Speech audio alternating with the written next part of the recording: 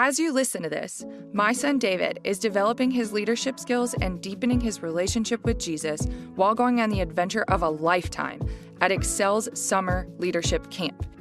He's camping, rock climbing, whitewater rafting, and hiking in beautiful Western North Carolina. All the while, he's building lifelong friendships while learning to sift through the lens of God's Word all the messages our culture throws his way. Do you want your teenager to go on the adventure of a lifetime this summer while developing their leadership skills and deepening their relationship with Jesus? This is your last opportunity to sign up for Excel's Summer Leadership Camp. They have 12-day sessions in June and July and a week-long session in August. To learn more, go to theexcelcamp.org. That's THEEXCEL camp.org. Okay, if you missed the big announcement last week, let me share it again. I am so excited and a little less scared now about the unfinished line and how it is here for you to start enjoying wearing, using, sipping by the poolside, all the things. I am just so excited that together we get to have a space where we are reminded that we're all still growing, learning, and figuring it out as we go. And I just think that's beautiful. I have loved creating these spaces and seeing you guys loving them too. So if you have ever felt like a work in progress, go check out the unfinished line and let's wear our unfinishedness with pride. You can see all of the shop information down in the show notes. And of course, it is in my bio all across socials. So let's together be imperfect, be beautiful, and be unfinished. Let's be real. Traveling as a neurodivergent family can feel anything but a break. That is why I'm so excited for today's episode with Kayla from Special Kind of Magic Travel. She shares incredibly helpful tips, mindset shifts, and practical hacks to make your next trip smoother, more supportive, and actually enjoyable for everyone. We talk about how to create space for neurodivergent needs while traveling, how others in the group can help and support, and why a bit of planning can go a long way toward making memories that feel good for everyone. So grab your drink and let's dive into today's conversation. Kayla, you have a very special job, I think fun, maybe it's not. But can you just briefly tell us, what do you actually do? Yeah, absolutely. So it is very fun. Sometimes not so much, just in the sense of I'm a worry wart. I tell my clients, like, I'm a really good worrier, so let me do the worrying for you. But then, of course, that's like bittersweet because then I'm always worrying. But I am a certified autism travel professional. So basically what that is I am a travel agent that specializes in special needs travel, especially for those on the spectrum. My oldest son, Tristan, is 14. He's on the spectrum, and we have been traveling with him for 12 years now. And so basically, I just took all of the resources and the knowledge that we've accumulated over the 12 years and just kind of turned it into being a resource for the autism community. That way they can feel confident when they travel. And what kind of joys are there in traveling as a neurodiverse family? Well, I think one of my favorite things is that we get to see the world through Tristan's eyes. And I know that sounds so cliche, but there are so many different things that children or even adults on the spectrum see, like how they see and they perceive things is so different than how we would.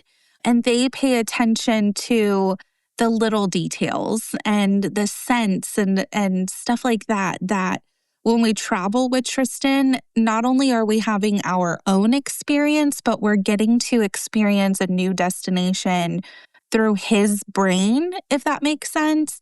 And then we have this whole new appreciation of this destination because we saw it from a parent or an adult standpoint, but then we also saw it through Tristan's, eyes and ears and his senses, just because he gets to experience it a little bit differently than we do. So that's kind of just what makes it more magical too. Yeah, that's a really good point of thinking about my son who, has autism and ADHD. He loves the sand, loves the sand and water.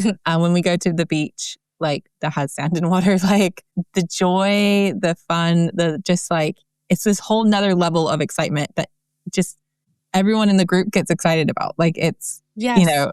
it's just like a really fun thing to experience. I don't know how, that sounds really silly to say, oh, it's really fun, but like, I don't know how else to. No, it's true. And like you just said, like when you said the sand and the beach, obviously the beach has that.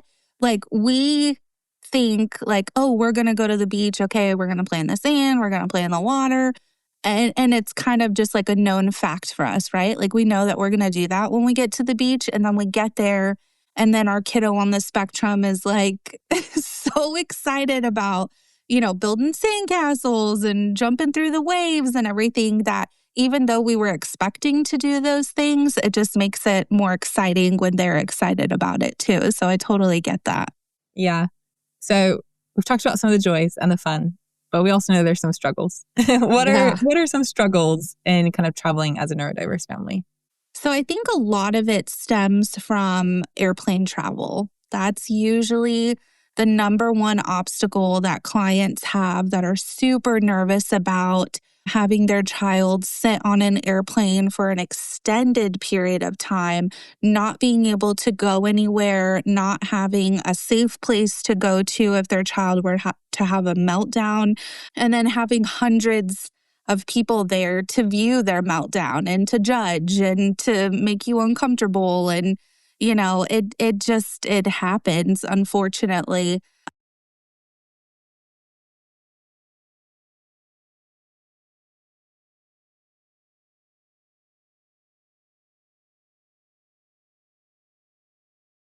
But those are like the two most common struggles that most of my clients have, along with eloping. Like what are some tips and tricks that I have or that I've learned along the way for eloping, like using a tracker. Obviously, we love Angel Sense over here. The big red safety box from the American Autism Association, I think it's called. The big red safety box has a bunch of different resources in it for children that elope, and it acts as a really great resource for you for that. But yeah, those are like the biggest pain points is safe foods, eloping, and then obviously the biggest one is always, going on an airplane. That is always so tricky and so scary. And, there's tons of different resources and accommodations out there for that. But really, still, it's nerve-wracking. It's always nerve-wracking. Yeah.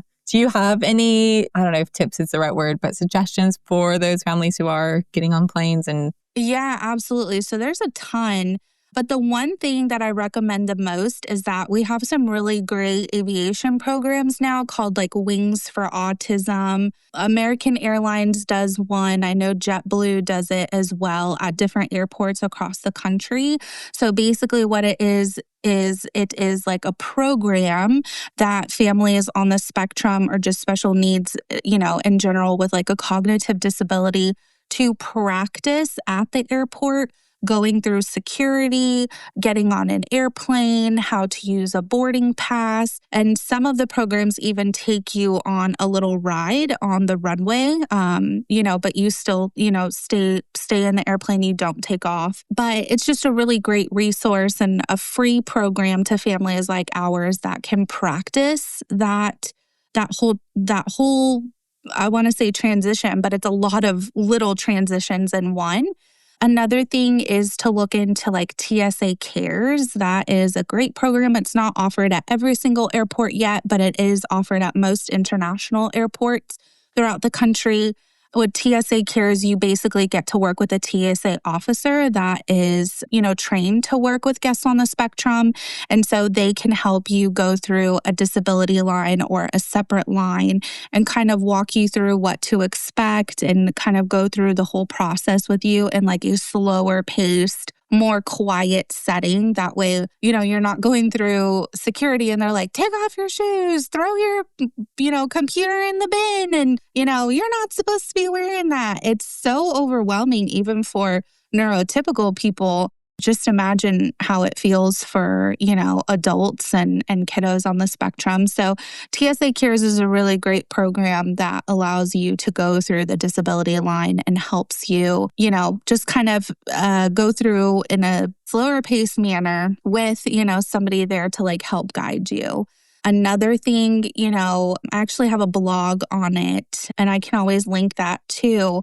But just like little things that help with transitions, like getting a personalized car service to take you to and from the airport rather than parking at the airport and then taking a shuttle to the airport. Like there's just a lot of different transitions. Maybe have a family member drop you off at the airport and pick you up. That way you only have that one transition to go through. Like you don't know if your child might be a kicker, if they're going to kick the seat in front of you. So maybe have your husband sit in front of your child. So your husband's the one getting kicked instead of some random stranger. And, definitely just take a bag. Like the biggest thing that we do with Tristan is to bring like a sensory bag with all of his favorite things in them, all of his favorite fidgets. Like one of the biggest things that I tell people is not to get new fidgets for travel because we don't know how our children are going to respond to them. We want to make sure that they are bringing things that they are used to, that we know that they love, that we know is comforting to them. So bring fidgets that they love, their safe snacks in their backpack, some activities that they like to do at home that will keep them occupied or just kind of keep their brain going. But yeah, definitely those tips are the most helpful, I think. Yeah, as you were talking, something that came to mind is that idea of the amount of preparation. Like, there's obviously preparation always happening at home, but that idea of like going, like you said, some of these programs allowing you to go through stuff beforehand and, kind of that idea. And I think that's something a lot of families who don't have neurodivergent kids or, kind of family members don't realize is all the preparation. There's so much preparation that goes into getting on a flight or, Right. And months of it too. Months of it. Like we can't just book a trip and, we can't just book a trip and leave next week. Like that could never work for my family. It's hard enough telling Tristan, oh, we're going to go out to dinner tonight. It's just not enough time to prepare. It's rough, so our families, they need months to prepare to go on these trips for sure. Yeah. Yeah. Are there any destinations or experiences that you found to be kind of more accommodating to families who have additional needs, or have you found them all to be helpful? Yeah. So, I specialize in a group of destinations just because I've been there personally with my family or my clients. All of my clients have traveled there and have had great experiences. And the three that stand out the most, honestly, a Disney theme park. Some people have really great experiences. Sometimes, occasionally you get some people in like the Facebook groups and stuff that say like maybe they didn't have a great experience, maybe they didn't have enough preparation, maybe they didn't know what kind of accommodations were available to them.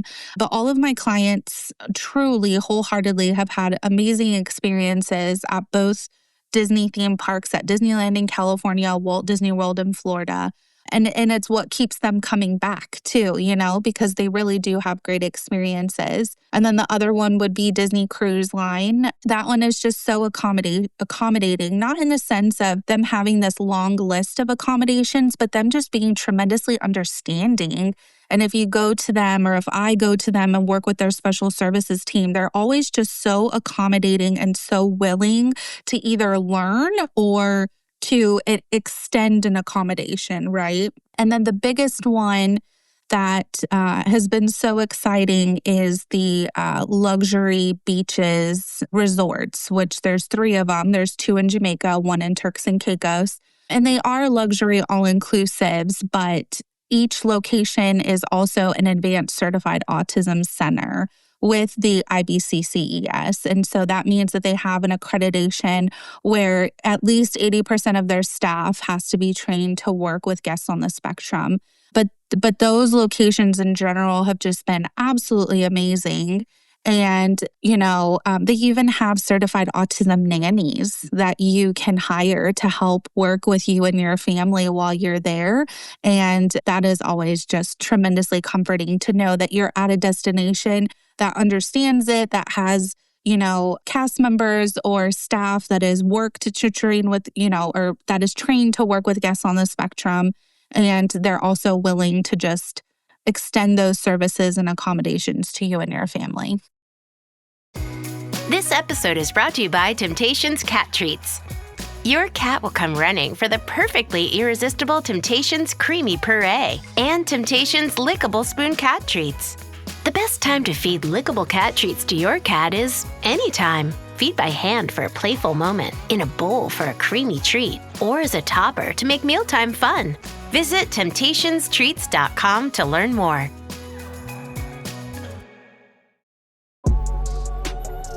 Vitamin Water Zero Sugar has great taste, zero BS, and obviously zero sugar.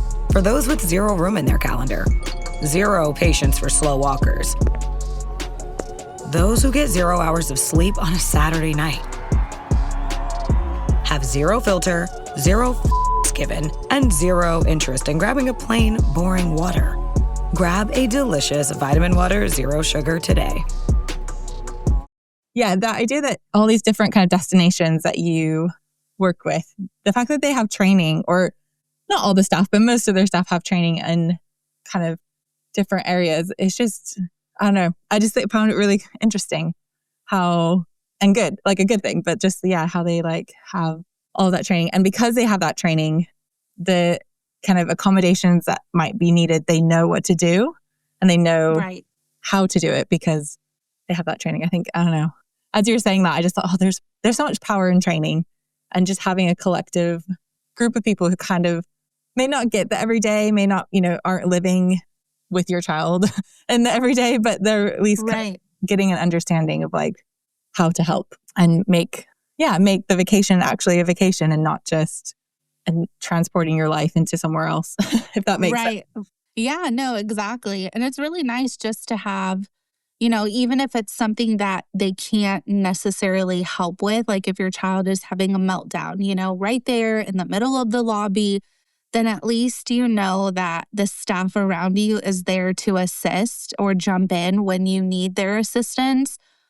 But if not, they're not there looking at you and judging you or anything like that. Like they have training, they know what's going on, or they have an idea of what's going on, and they just get it, they just understand. And they're like, okay, this is what's going on. This is where I might be able to help. This is where I might have to take a step back and just kind of give the parents a look like I'm here if you need me, or we totally understand what's going on right now. And so that's just tremendously helpful too, because a lot of families, I think one of the biggest things that they get nervous about when they travel, or at least a lot of my clients are just like, oh gosh, I just hate it when my child might be having a meltdown or they might be loudly stimming and, people look. And people make faces and people judge. And, unfortunately, that's something that we can't control. That's going to happen no matter where you go.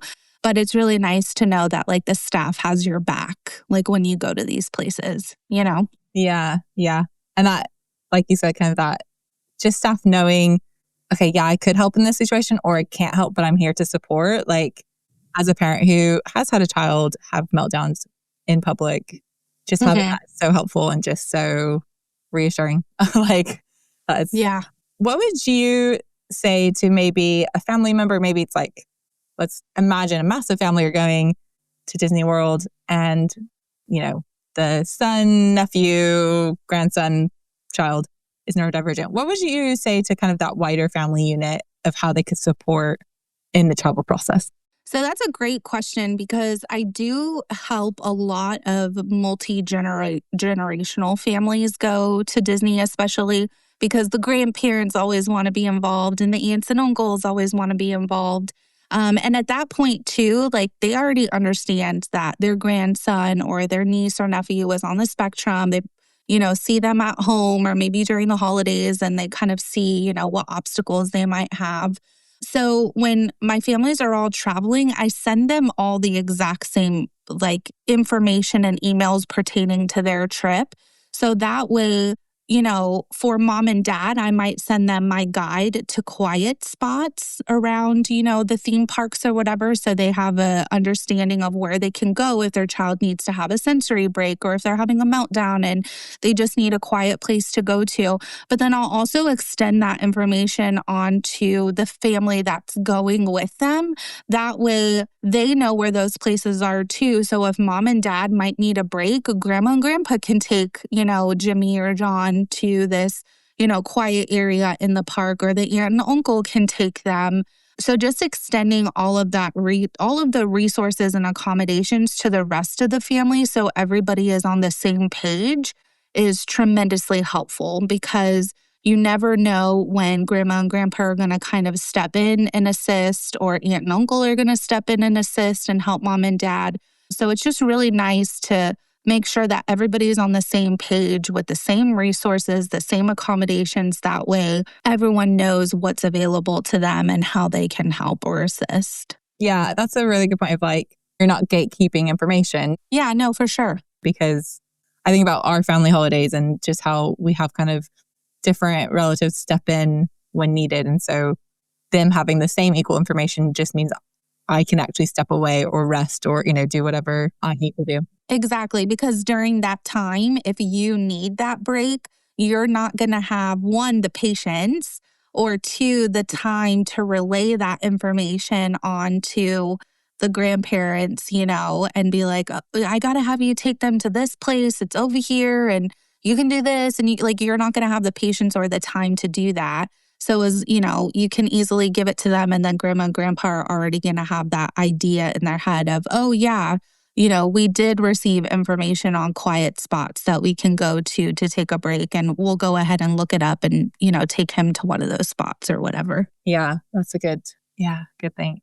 Thinking about, so this episode comes out kind of when people have planned their travel, they know where they're going on holiday or vacation, but they're preparing for it. What would you say kind of in that phase, that preparation phase, they might be going in the next couple of weeks or month. What could they be doing now to help their child in the travel?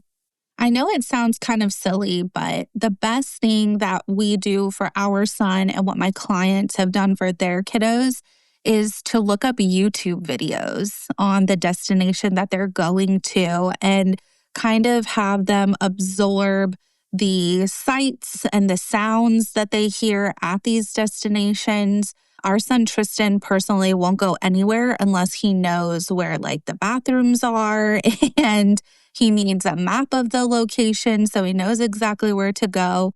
And the best thing that you can do before you go to a destination with your kiddo in the sense of preparation is to definitely look up videos regarding that location so they can get an idea of where you're going so they're not surprised. And then when you get there, it's not something completely new to them. They can, remember that they watched videos and they see stuff that they saw in the video. We like to be super specific about destinations. We're going to Aulani, Disney's Aulani in Hawaii in July. It is also going to be our longest airplane ride with Tristan. And I'm not going to lie, I'm very nervous about it. But we have been watching tons of YouTube videos with him even now, just so he can get a sense of the resort and what's offered there and the different activities there, and just kind of getting him excited about it. That's one thing that you want to do with your kiddos is talk to them about the vacation, get them involved in the planning of the vacation. Even if you have to use icons or social stories for them to have to pick this or that, because when you include them in the planning process, it makes it a lot easier for those transitions when you're actually on vacation. Because then when you're in the midst of a transition and they're a little bit nervous, you can go back to them and you can say, remember, you picked this. This is what you wanted to do. And so in order to do what you wanted to do, we have to take this taxi, or we have to go to this building, or, whatever the transition is. So definitely watching videos of the destination and then letting them be a part of some of the activities that you do on your vacation is going to help prepare them the most. Yeah, that's so smart of, like using YouTube videos. I hadn't really thought of that. Yeah. I mean, there's YouTube videos for everything nowadays, Yeah. like literally everything. I just got a new car a couple of days ago, and I swear I could not figure out how to turn on the windshield wipers. I know that sounds absolutely ridiculous, but my car is like very heavy tech, and I was like, I really don't know how to do this. And so Tristan actually YouTubed on my phone how to turn on the windshield wipers, and we figured it out. But I know it sounds so silly, but there really is YouTube videos for everything nowadays. And it is really tremendously helpful just to see the destination before you even get there. Even for me, because if I've never been to this destination before, maybe in the YouTube video, I'll find like an area in the background that looks like a really good quiet spot. If Tristan needs to take a break, then I'm like, oh, in the video, I saw this spot over by the, lazy river that looked pretty empty. We'll go check it out, and maybe he could take a break there, so it's good for us too. Yeah, that's so smart. I'm going to have to add that to my list. But what would the kind of last question I'd love to ask kind of in the podcast is, what do you want the world to know about neurodiverse people? If we're relating it to travel, I think we really just would feel more comfortable going to different destinations if there were resources and accommodations available to us. And I understand that has to do with us as well. Like we shouldn't have to be the guinea pigs. However, if we don't go to these destinations, then how are they going to know how they can accommodate us, or what kind of resources we might need? And so I think if we're relating it to travel, I would just really love for brands and businesses and suppliers to know that families like ours really do want to travel. We just want to go to destinations that are going to be knowledgeable and accommodating for families like ours. Well, thank you so much, Kayla, for joining us and for sharing just so many good things to think about while we prepare to travel and when we are traveling. So thank you for sharing. Yeah, thanks so much for having me. That was so fun.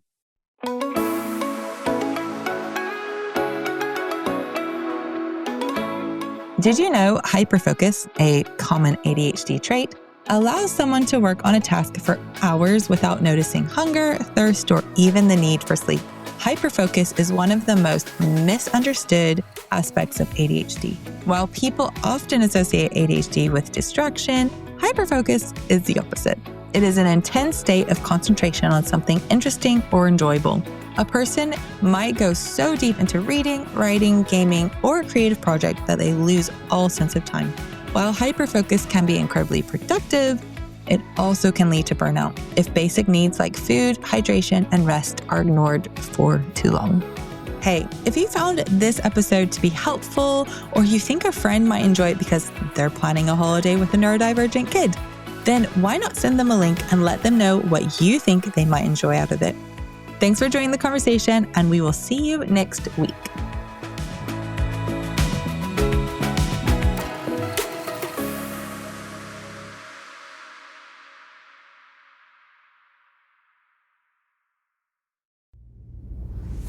Are you hungry for guidance about mindset, relationships, health, finances, career decisions, and dealing with your past? I'm Trey Tucker, licensed therapist and speaker and host of Rugged, a podcast where I help young men and women navigate life's challenges and find solutions to help them live lives of service and meaning.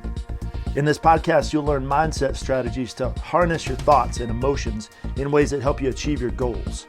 I bring a blend of straight talk and empathy, and I'm open to addressing any topic and treating it and the people connected to it with respect and curiosity.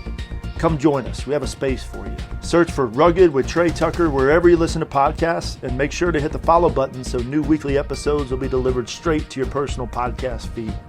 My hope is that this podcast will leave you feeling encouraged and empowered to take charge of your life and close the gap between who you are and who you want to be.